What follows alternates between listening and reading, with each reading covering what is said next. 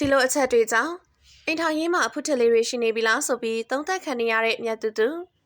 ဆိုရှယ်မီဒီယာပေါ်မှာတော့အိမ်ထောင်ရေးကံကောက်မှုအပြည့်နဲ့ယောက်ျားကျူဆိုင်မှုတွေကိုမျှဝေတင်ပြနေတတ်တဲ့မြတ်တူဟာပရိသတ်တွေရှိမှအယမ်းစိတ်ချမ်းသာနေတဲ့အိမ်ထောင်ရှင်မကြီးပုံစံနဲ့ထင်ရှားနေပါတယ်။လက်ရှိမှာမြတ်တူကနုပညာလှူရှာမှုတွေကိုပြန်လည်လုပ်ကိုင်နေသူဖြစ်တယ်လို့ကိုပိုင်စီးပွားရေးလုပ်ငန်းမှာလည်းလစ်ဟင်းမှုမရှိ balance ဖြစ်အောင်စူးစမ်းနေသူတစ်ယောက်ပါ။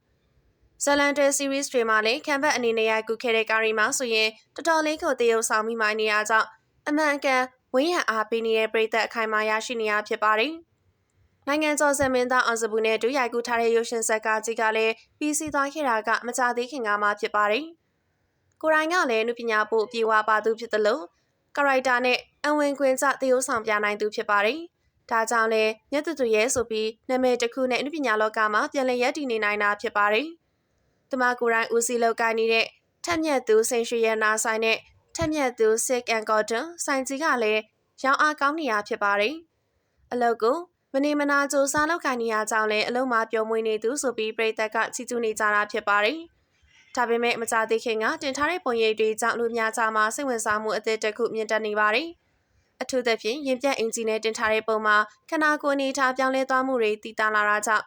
နောက်ခွေမှာဘာတွေဖြစ်နေလဲဆိုတဲ့မိခွန်းတွေထွက်ပေါ်နေပါတယ်။အချို့ကလည်းအလုတ်ပင်ပန်းလွန်နေသလိုညင်ရကြောင်ဝိဖန်နေကြပြီးအချို့ကတော့ပုံရိပ်အမြင်ပေါ်မူတည်ပြီးခံမှန်းချက်တွေထုတ်နေကြတာဖြစ်ပါတယ်။တကယ်တမ်းမှာတော့လူတစ်ယောက်ရဲ့ဘဝအခြေအနေကိုပုံတစ်ပုံဗီဒီယိုတစ်ခုတည်းနဲ့သတ်မှတ်ဖို့မလွယ်ကူပါဘူး။သို့ပေမဲ့အိမ်ထောင်ရေးကံကောင်းသလိုပြသနေမှုနဲ့လက်ရှိပုံရိပ်တွေကြားကကွာဟချက်တွေကြောင့်လူအများစိတ်ဝင်စားစရာအဖြစ်ပြန်လည်ဆွေးနွေးနေကြတာဖြစ်ပါတယ်။မြတ်တူကသူမသာလျင်ခင်မွန်းတဲ့ရဲ့အပြေဝချစ်ချင်းကိုခံနေရသူလို့တရန်လို့တရုတ်တူအားလို့ပြနေပေမဲ့လည်းပရိသတ်တွေကအကြတဲ့နေဆိုပြီးမှတ်ချက်ပေးနေကြတာပါလူတိုင်းရဲ့ဘဝမှာမမြင်ရတဲ့အခမ်းကဏ္ဍတွေရှိတတ်သလိုမပြောပြချင်တဲ့ခန်းစားချက်လေးတွေလည်းရှိတတ်ပါတယ်ပုံရိပ်တပုံစားတစ်ချောင်းနဲ့လူတစ်ယောက်ရဲ့အိမ်ထောင်ရေးဘဝကိုတိတိကျကျသတ်မှတ်ဖို့ဆိုတာမလွယ်ကူပါဘူး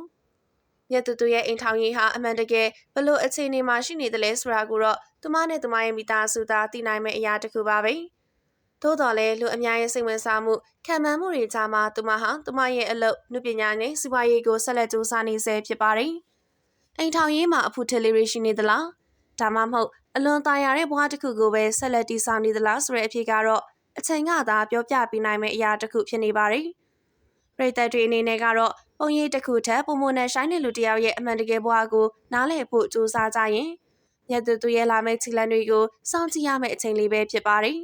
။ဘာဖြစ်ဖြစ်လူအများစိတ်ဝင်စားနေတဲ့ကိုဆိုင်ထက်မြက်နဲ့မြတ်တူတို့ရဲ့အိမ်ထောင်ရေးဇာတ်လမ်းကတော့ဒီနေရာမှာရက်တက်နေမှာတော့မဟုတ်ပါဘူး။လက်ရှိမှာမြတ်တူကခင်မွန်းတဲ့ကိုဆိုင်ထက်မြက်ကဘလောက်ကျူဆိုင်ကြောင်းကျင်နာတဲ့ကြောင်းတမိုးထားကြောင်းကိုပုံစံမျိုးမျိုးနဲ့ချပြနေတတ်သလိုသူမကိုယ်တိုင်ကလည်းတမိုးအထားခံရအောင်အမြဲစူးစမ်းသွားမယ်လို့ဆိုလာခဲ့ပါတယ်။အခုဗီဒီယိုလေးကိုကြည့်ရှုနေကြတဲ့ပရိသတ်ကြီးရောမြတ်တူတို့ရဲ့အိမ်ထောင်ရေးအခြေအနေနဲ့ပတ်သက်ပြီးမိမိတို့ရဲ့အမြင်လေးတွေကိုလည်းဝေမျှပေးခဲ့ကြပါအောင်နော်။